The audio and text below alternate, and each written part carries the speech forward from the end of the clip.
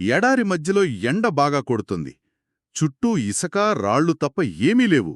ఆ వేడిగా మసకబారిన సూర్యుడి కింద ఒక మనిషి గొర్రెల వెనక నెమ్మదిగా నడుస్తున్నాడు. ఒంటరిగా. హ్మ్. నిజంగా ఒకప్పుడు ఆ చేతుల్తో సామ్రాజ్యాలనే శాసించాడతను.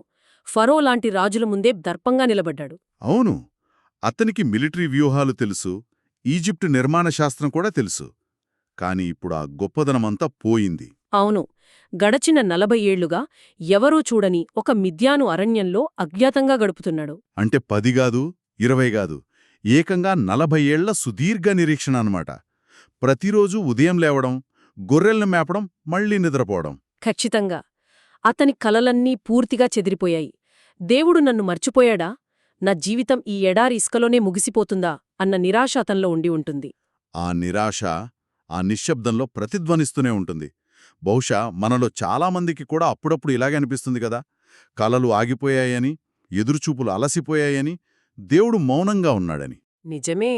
మన జీవితాల్లో ఆ అరణ్యంలాంటి పరిస్థితి ఎదురైనప్పుడు దేవుడు ఎలా పనిచేస్తాడో తెలుసుకోవడానికి ఈ రోజు మనం ఒక అద్భుతమైన ప్రయాణం చేయబోతున్నాం. ఖచ్చితంగా. అందరికీ స్వాగతం.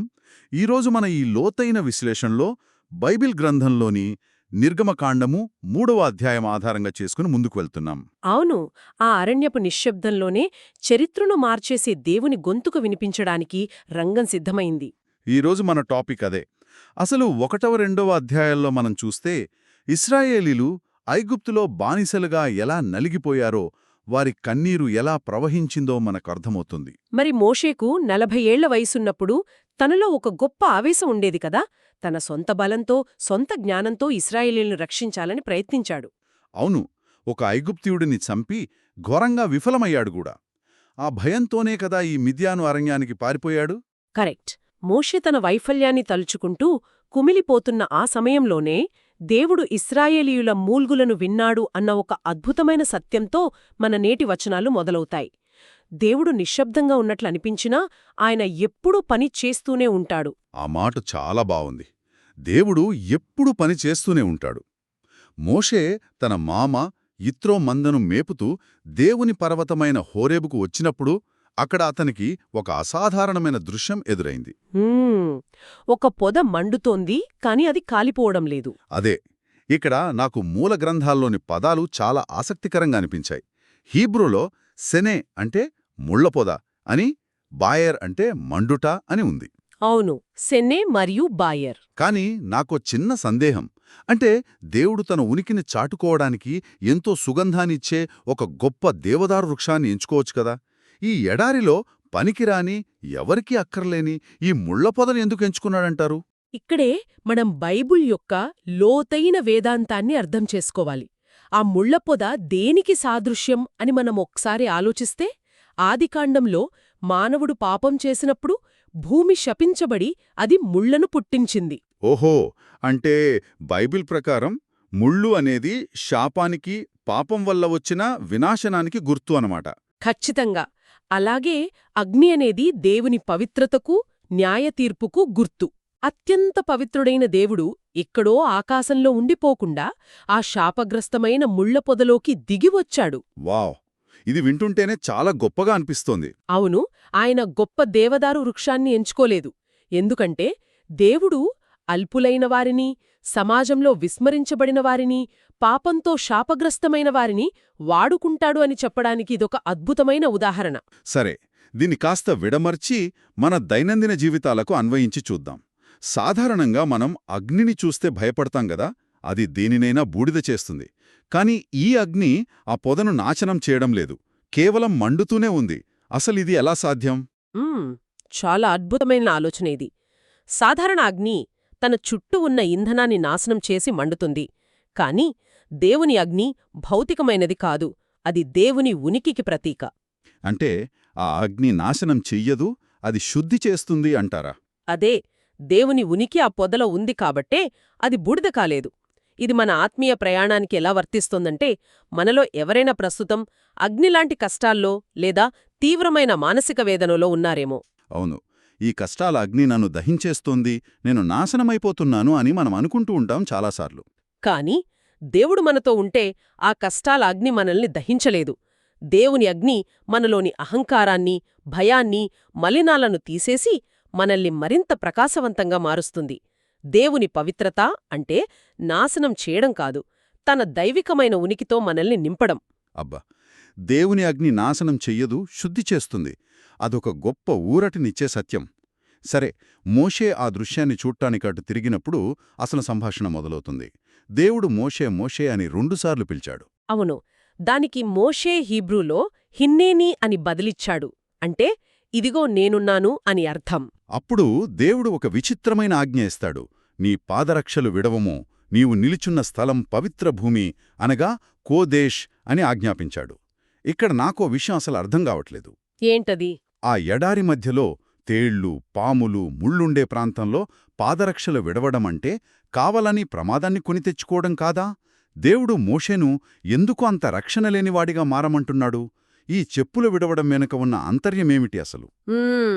అది చాలా లోతైన పాయింట్.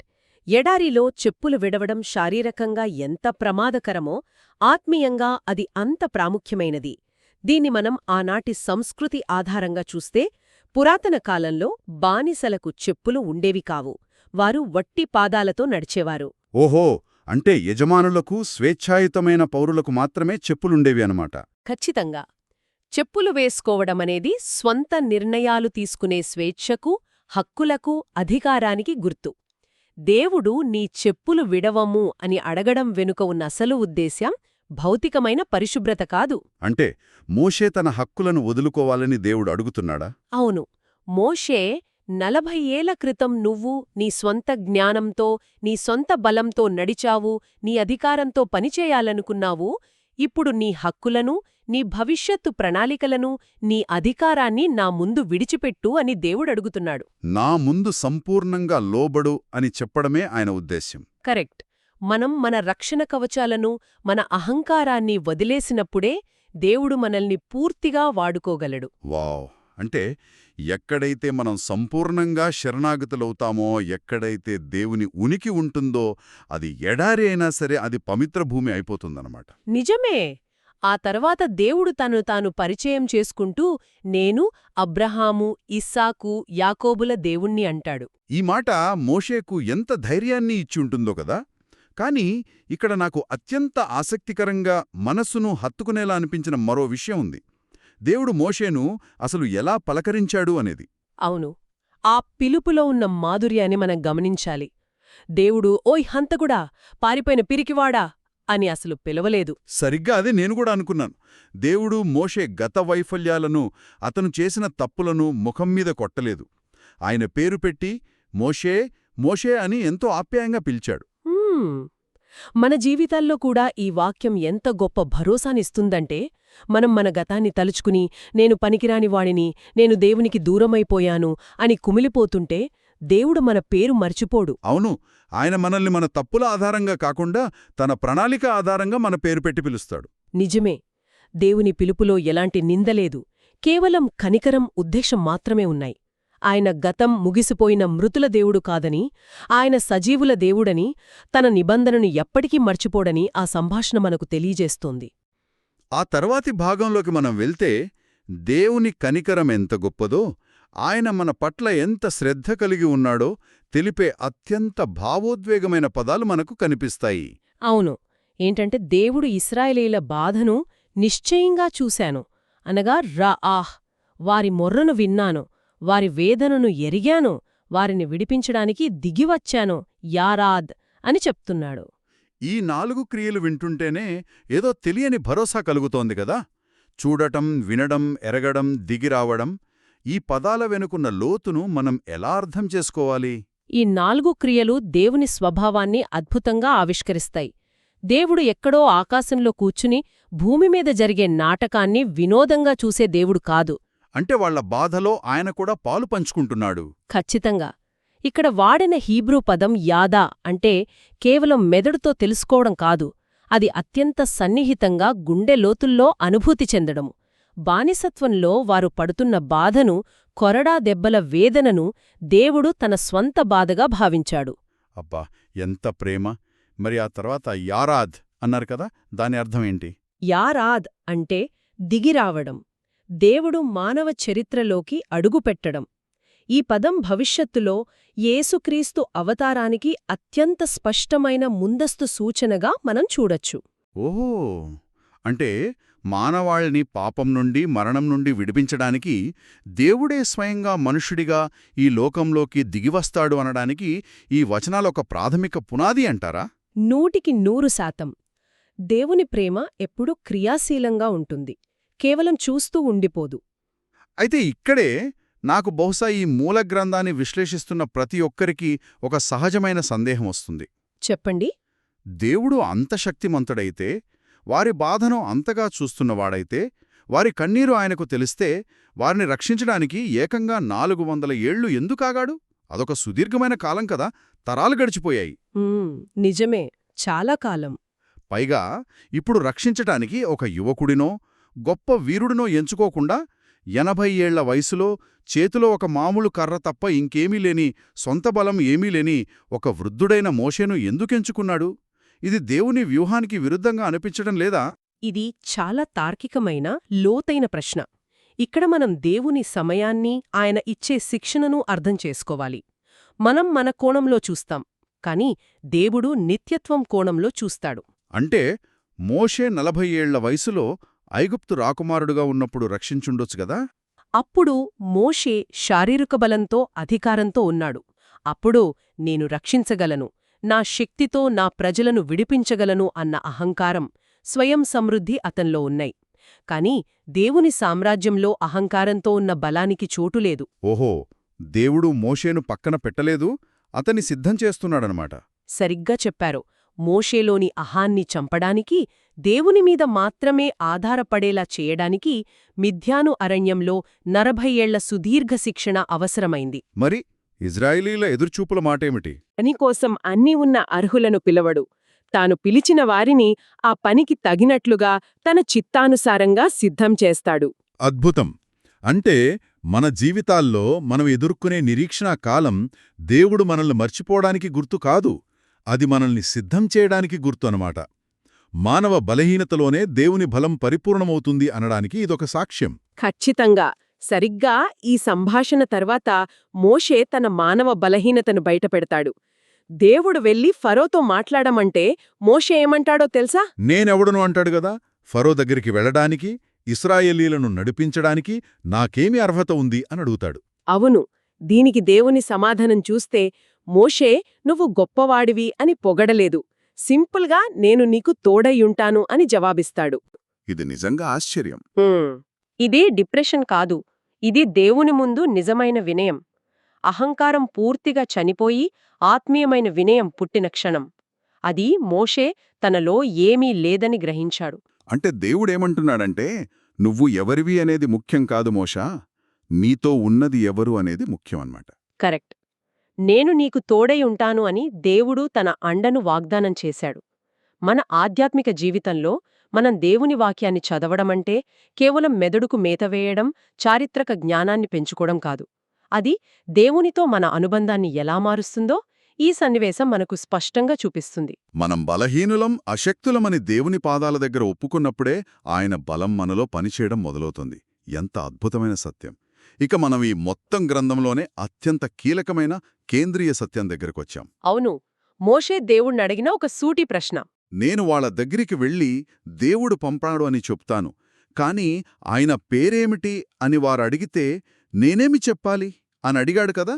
దానికి దేవుడిచ్చిన సమాధానం చరిత్రనే మలుపు తిప్పింది. దేవుడు ఏమన్నాడు అంటే, నేను ఉన్నవాడను అనువాడనయ్యున్నానని. మూల భాష అయిన హీబ్రూలో అహ్యేహ్ అషర్ అహ్యేహ్ అంటారు. దీని నుండే యెహోవా అనే నామం వచ్చింది. అసలు దేవుడు తన పేరును ఇలా ఎందుకు వెల్లడించాడు? ఈ పేరులో అంతటి మహత్వేముంది? బైబిల్ మొత్తంలోనే అత్యంత శక్తివంతమైన, అత్యంత లోతైన వేదాంతపరమైన ప్రకటన ఇది.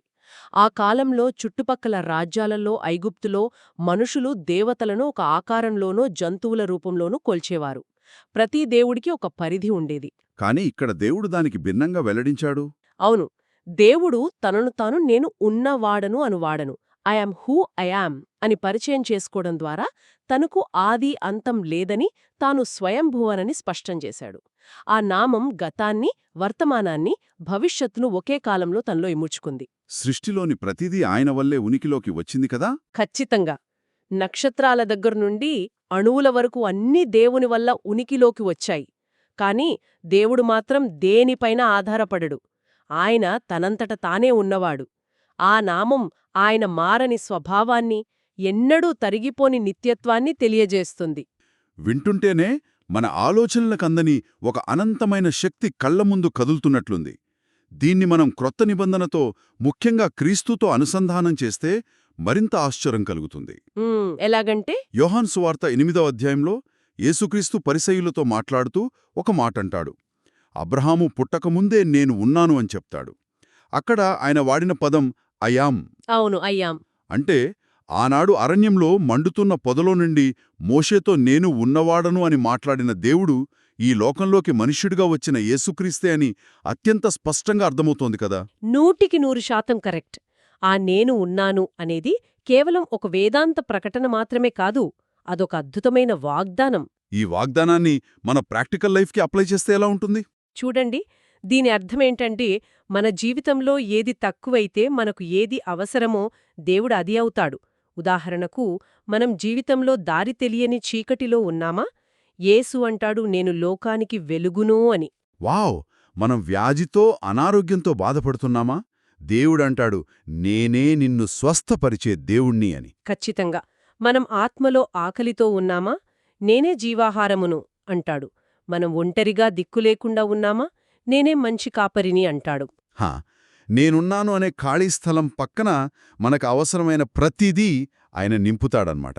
మన దైనందిన జీవితంలో మన ప్రతి అవసరతకు, ప్రతి భయానికి ఆ నామమే అసలైన జవాబు. అవును, దేవుడు కేవలమొక చారిత్రక పురుషుడు కాదు, ఆయన నిత్యం మన అవసరతలను తీర్చే సజీవుడు. ఎంతటి ఆదరణ కలిగించే సత్యమిది. ఇక ఈ అధ్యాయం చివరి భాగానికి వస్తే, దేవుడు మోషేకు తన విమోచన ప్రణాళికను స్పష్టంగా వివరిస్తాడు. ఇజ్రాయేలీల పెద్దలను సమకూర్చమని దేవుడు వారిని దర్శించాడని తెలియజేయమంటాడు. ఇక్కడ హీబ్రూలో ప్యాకెడ్ అనే పదం వాడబడింది కదా. అవును, పాకెట్. అంతేకాదు, ఒక ఆసక్తికరమైన విషయమేమిటంటే, ఫరో వారిని అంత సులభంగా పోనివ్వడని, ఫరో హృదయ కాఠిన్యం గురించి దేవునికి ముందే తెలుసునని చెబుతాడు. ముందే తెలుసు ఆయనకి. తరువాత తన అద్భుతాలతో వారిని విడిపించడమే కాకుండా, వారు ఐగుప్తును వదిలి వెళ్లేటప్పుడు ఖాళీ చేతులతో కాకుండా ఐగుప్తీల నుండి వెండి బంగారాలతో పంపుతాడని దేవుడు ఒక బలమైన వాగ్దానం చేశాడు. అసలు ఈ నష్టపరిహారం గురించిన ఉద్దేశ్యమేమిటి? ఇక్కడ దేవుని సర్వజ్ఞతను, సార్వభౌమాధికారాన్ని మనం స్పష్టంగా చూడొచ్చు. దేవుడు పని మొదలుపెట్టగానే అన్నీ పూలపాంపులా సులభంగా జరిగిపోవు. ఫరో ఎదురు తిరుగుతాడు, ప్రతిఘటిస్తాడు అన్న విషయం దేవునికి ముందే తెలుసు. అంటే శత్రువుల ప్రతిఘటన కూడా దేవుని ప్రణాళికలో భాగమే అంటారా? ఖచ్చితంగా. శత్రువు ఎంత కఠినంగా మారితే దేవుని మహిమ, ఆయన శక్తి అంత గొప్పగా ప్రపంచానికి వెల్లడవుతుంది. ఇక నష్టపరిహారం విషయానికొస్తే, ఇజ్రాయేలీలు 400 ఏళ్లుగా ఐగుప్తులో రక్తం చిందించి ఉచితంగా బానిసత్వం చేశారు. వారు తమ స్వేచ్ఛను, తమ జీవితాలను కోల్పోయారు కదా. ఆ 400 ఏళ్ల కష్టానికి వడ్డీతో సహా ఐగుప్తీయుల వెండి బంగారాల రూపంలో వారికి నష్టపరిహారం ఇప్పించాడు. ఇది మన జీవితాలకు కూడా ఎంతో వర్తిస్తుంది. నిజమే. మనం అన్యాయంగా కోల్పోయిన సంవత్సరాలను, ఇతరుల వల్ల మనం ఎదుర్కొన్న నష్టాలను దేవుడు సరైన సమయంలో రెండింతలుగా తిరిగి ఇస్తాడన్న బలమైన నిరీక్షణను ఈ వచనాలు మనకందిస్తున్నాయి. చూశారా, దేవుడు కేవలం మనని రక్షించి వదిలేయడు. శత్రువు గుడారాన్ని దోచుకుని మరీ విజయంతో, సమృద్ధితో తన ప్రజలను బయటకు తెస్తాడు. ఇది నిజంగా ఈ కథనానికే ఒక ఉచ్చస్థితి. ఖచ్చితంగా. ఈరోజు మనం చేసిన ఈ లోతైన విశ్లేషణను ఒకసారి మన మనసులో క్రోడీకరిస్తే, దేవుని మారని స్వభావం మనకు కళ్ళకట్టినట్లు కనిపిస్తుంది. ఆయన చూసే దేవుడు, వినే దేవుడు, మనకోసం దిగివచ్చే దేవుడు. మన గతం ఎంత చెడ్డదైనా, మనం ఎన్ని తప్పులు చేసినా దేవుని అగ్ని మనల్ని నాశనం చెయ్యదు. అది మనల్ని శుద్ధి చేసి మరింత పవిత్రంగా మారుస్తుంది. అరణ్యంలో మోషే అనుభవించిన ఆ 40 ఏళ్ల ఒంటరితనం దేవుడిచ్చిన శిక్ష కాదు. అది ఒక గొప్ప నాయకుణ్ణి తన ప్రణాళిక కోసం తయారు చేయడానికి దేవుడిచ్చిన శిక్షణ అని మనకు స్పష్టంగా అర్థమైంది. అవును, ఆ మండుతున్న ముళ్లపొద మన జీవితంలోని కష్టాలకు, మన శాపగ్రస్తమైన పరిస్థితులకు ప్రతీక. ఆ కష్టాల మధ్యలో దేవుడు మనతో ఉన్నాడు కాబట్టే మనం కాలిపోవడం లేదు, బ్రతికి ఉన్నాం. ఆ నేనున్నాను అనువాడను అనే దేవుడే ప్రతీక్షణం మనల్ని నడిపిస్తున్నాడు. ఈ బైబిల్ వాక్యాన్ని విశ్లేషించడమంటే ఏదో కొత్త విషయాలు తెలుసుకుని వదిలేయడం కాదు. అది మన ఆలోచనా విధానంలో మార్పు తేవాలి, మన ప్రార్థనా జీవితాన్ని మరింత లోతుగా మార్చాలి. ఈ రోజంతా ఈ సత్యాలను ధ్యానిస్తూ ఆ సజీవమైన దేవుడితో కలిసి నడవాలని నేను కోరుతున్నాను. నిజమే. ప్రతిరోజూ ఇలాంటి సత్యాలను గ్రహించడం మనల్ని ఆత్మీయంగా ఎంతగానో బలపరుస్తుంది. ఈ లోతైన విశ్లేషణను ముగించే ముందు మన వినేవారందర్నీ ఒక చిన్న అభ్యర్థన అడుగుతున్నాం. అవును, ఈ అధ్యాయం ద్వారా మీరు నేర్చుకున్న కొత్త సత్యమేమిటో, దేవుడు మీకు నేర్పిన పాఠమేమిటో కామెంట్స్లో మాతో పంచుకోండి. అంతేకాదు, ఈ రోజు నుండి మీరు తీసుకోబోయే ఒక ఆచరణాత్మకమైన అడుగు, ప్రాక్టికల్ స్టెప్ ఏమిటో కూడా కామెంట్ చేయండి. తోటి ఆత్మీయ సహోదరీ సహోదరుల విశ్వాసాన్ని కట్టడానికి ఈ లోతైన విశ్లేషణను వారితో పంచుకోండి. అలాగే మా ఛానల్కు సబ్స్క్రైబ్ చేసుకోవడం మర్చిపోకండి. తదుపరి లోతైన విశ్లేషణలో మళ్ళీ కలుద్దాం. ముగించే ముందు ఒక చిన్న ఆలోచనను మనకందరికి వదిలిపెడుతున్నాను. దేవుడు ఆనాడు మోషేను పిలిచి తన అహంకారానికి, హక్కులకు గుర్తుగా ఉన్న చెప్పులు విడవమన్నాడు. మరి మన జీవితాల్లో అగ్నిలా మండుతున్న కష్టాల పొదముందు మనం నిలబడినప్పుడు మనం ఇంకా విడవకుండా గట్టిగా పట్టుకున్న మన స్వంత చెప్పులు ఏమిటి? అది మన అహంకారం కావచ్చు, మన భయాలు కావచ్చు, లేదా నేను నా స్వంతంగా రక్షించుకోగలను అనుకునే మన స్వంత ప్రణాళికలు కావచ్చు. అవును, అవి ఏమిటి? వాటిని దేవుని పాదాల చెంత పూర్తిగా విడిచిపెట్టడానికి, శరణాగతి అవడానికి మనం సిద్ధంగా ఉన్నామా? ఈ లోతైన ప్రశ్నను ధ్యానిస్తూ ఉండండి. God bless you. God bless you అండి. ఆ దేవుని కృప మీకు తోడయుండునుగాక.